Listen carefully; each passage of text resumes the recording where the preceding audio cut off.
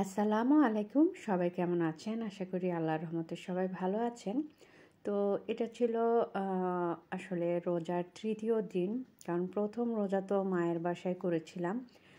আর তৃতীয় রোজাটা ওর দাদুর বাসায় করি, কারণ ওর দাদু বাসা থেকেই বলা হয়েছে যে যেহেতু ও লং জার্নি করে বাংলাদেশে ঢুকেছে এবং অসুস্থ ছিল, সেজন্য যেন আমরা একটু নানু বাসায় রেস্ট নিয়ে তারপরে এদিকে আসি। তো যাই হোক, মোটামুটি কিন্তু সবাই এয়ারপোর্টে ওকে রিসিভ করতে গিয়েছিল। আসলে ওই মুহূর্তগুলো যে ভিডিওতে ক্যাপচার করব, এরকম আসলে মন মানসিকতা ওই সময়টাতে ছিল না। যাই হোক, এটা আমার শ্বশুরবাড়ির ছাদে, এবং ছাদে বিকেলবেলা আমরা সবাই উঠে গাছ থেকে পেয়ারা পাড়লাম। আসলে দুইটা পেয়ারাই গাছে ছিল, এবং আম গাছে এই যে মুকুল ধরেছে।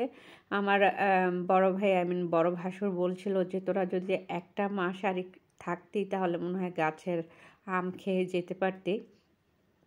এবং কাঁঠাল গাছেও কাঁঠাল ধরছে।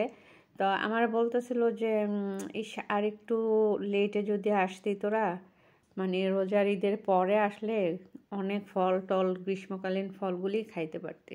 তো যাই হোক, আমরা সবাই মিলে ঘোরাঘুরি করছিলাম। তারপর গাছের পাকা মানে ফল যাই ছিল মোটামুটি ওগুলি তুলসী, এবং গাছের যে এই যে টাটকা বেগুন, এটার ভর্তা আমরা ভোর রাতে সেহরিতে খেয়েছিলাম। আসলে বাংলাদেশে যাওয়ার পর যাই খাইছি তাই মনে হয় অমৃতের মতো মজা লাগছে। কারণ বাইরের দেশে আসলে আপনি যতই টাটকা ফল খান, যাই খান, দেশের সেই স্বাদটা আসে না। তা আমি ছাদে ঘোরাঘুরি করছিলাম, এবং ভাইয়া আমার শ্বশুরবাড়ির চারপাশটা এতটাই সুন্দর হয়ে গেছে। আগে কিন্তু এরকমটা ছিল না। আর নতুন করে আসলে সবাই বিল্ডিং উঠানো শুরু করছে। আগে তো সব চারপাশগুলো মানে টিন শিট ঘর ছিল, বাট এখন সবাই মানে ফ্ল্যাট বাড়ি উঠাইতেছে, বিল্ডিং করে ফেলছে। এই জন্য 9 বছর পরে আসলে দেশে যাওয়ার পরে অনেক কিছুই দেখে অবাক হয়ে গেছি যে আসলে কি জায়গা বা কেমন পরিবেশ, এতটাই চেঞ্জ বাংলাদেশের, বলে বোঝানো সম্ভব না। আর বিশেষ করে বনশ্রীর যে কি যেন বলে 10 তলা যে মার্কেটটা, ওইটার গলিতে তো আড়ং থেকে শুরু করে সব কিছুর দোকানগুলি, মার্কেটগুলি বসছে। ওইটা দেখে তো আরও বেশি ভাল লাগছে। আসলে আমার খুব বেশি কষ্ট করে উত্তরার দিকে আসতে হয় নাই।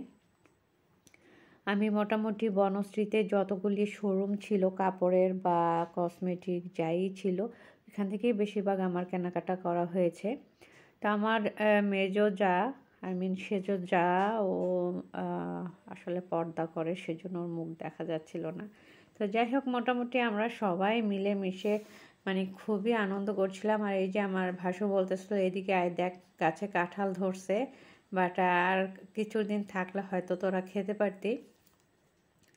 তো আমি আসার আগে অবশ্য কাঁঠাল খেয়ে এসেছি, কারণ আমার মা কারওয়ান বাজারে গিয়েছিল, সেখান থেকে 12 মাসের যে কাঁঠাল গাছ থাকে, তো সেখানকার একটা কাঁঠাল আমার জন্য কিনে এনেছিল, এবং আমি সত্যি কথা বলতে খুব তৃপ্তি নিয়ে খেয়েছি। পরের কোনো ভিডিওতে আমি আপনাদের সাথে শেয়ার করব ইনশাল্লাহ। এই তো সন্ধ্যা হয়ে আসছিল, মাগরিবের সময় হয়ে আসছে। নিচে আমার বড় যা, তারপর ছোট যা, ওরা ইফতারি তৈরি করছিল। আমার শাশুড়ি, তো আমার শাশুড়ি যেহেতু আমার শ্বশুর আব্বা মারা যাওয়ার পরে বোঝেনি যে আসলে একদমই একা হয়ে পড়ছে, যতই ছেলে মেয়ে থাক।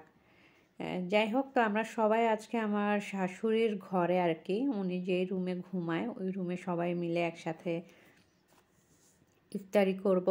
আসলে আমার শাশুড়ি পর্দা করে, সেজন্য দেখা যায় যে ভিডিওতে আসে কি না আমি শিওর না, বাট না আসাটাই ভালো। আমি আসলে ভিডিও করছিলাম বা ভয়েস দিচ্ছিলাম, আমি অতটা খেয়াল করি নাই যে আমার শাশুড়ি মাকে ভিডিওতে আছে কি না। তো এই হচ্ছে আমাদের বাড়ির পেছনে এই জায়গাটা, একদম খাল ছিল, একদম কি বলবো, এখানে অনেক গরু টরু এগুলি পালা হইতো। পাঁচটা আসলে ঘুরে ঘুরে দেখছিলাম। এ হচ্ছে আমার বড় ভাসুরের 2 মেয়ে, মাঝখানেরটা আর হচ্ছে সামনেরটা, আর পিছনেরটা হচ্ছে আমার 4 নম্বর দেবরের মেয়ে, এটা আরেকটা। ওরা হচ্ছে মাশাল্লাহ, আমরা যেহেতু 5 জন, ওরা ভাই। তো আমার একটা দেবরের ওয়াইফ কিছুদিন আগে আসলে লিভার ক্যান্সারে মারা যায়। আল্লাহ ওরে বেহেশত নসিব করুক। তো ওদের ঘরে কোনো ছেলে মেয়ে নাই, আর আমরা মোটামুটি যে 4 জন আছি তাদের সবার ঘরে আল্লাহর রহমতে আমাদের 6 জন রাজকন্যা আর 2 জন রাজপুত্র। তো আল্লাহ সবাইকে সুস্থতা দান করুক, হায়াত দিক। আমাদের ছোট ছোট ছেলে মেয়েগুলি মাশাল্লাহ দেখতে দেখতে বড় হয়ে যাচ্ছে। তো আমাদের ইফতারির সময় হয়ে গেছে, আর সবাই একসাথে ইফতারি করতে বসছি অনেক অনেক বছর পরে। আসলে অন্যরকম একটা আনন্দ লাগছিল। তো যাই হোক, আমার মনে হয় আমার আজকের এই ভিডিওটা আপনাদের সবার ভালো লেগেছে। আর যদি ভালো লাগে তাহলে সব সময়কার মতো আমাকে সাপোর্ট করে যাবেন, আমার পাশে থাকবেন। আর লাইক কমেন্ট করে অবশ্যই জানাবেন ভিডিওটা আপনাদের কেমন লাগছে, আর কে কোন দেশ থেকে, কোন জেলা থেকে আমার এই ভিডিওটি দেখছেন। আই হোপ আপনাদের সবার ভালো লেগেছে বা ভালো লাগবে। সবাই দোয়া করবেন আমরা যাতে সবাই এভাবেই একসাথে যৌথ পরিবার একসাথে মিলেমিশে থাকতে পারি। হয়তোবা এখন চাহিদার কারণে, কি বলে, মানুষের ছেলেমেয়ের কারণে, পরিস্থিতির কারণে মানুষের বাড়ি থেকে দূরে চলে যায়। বাট সবাই ভালো থাকবেন, আমাদের জন্য দোয়া করবেন। আল্লাহ হাফেজ।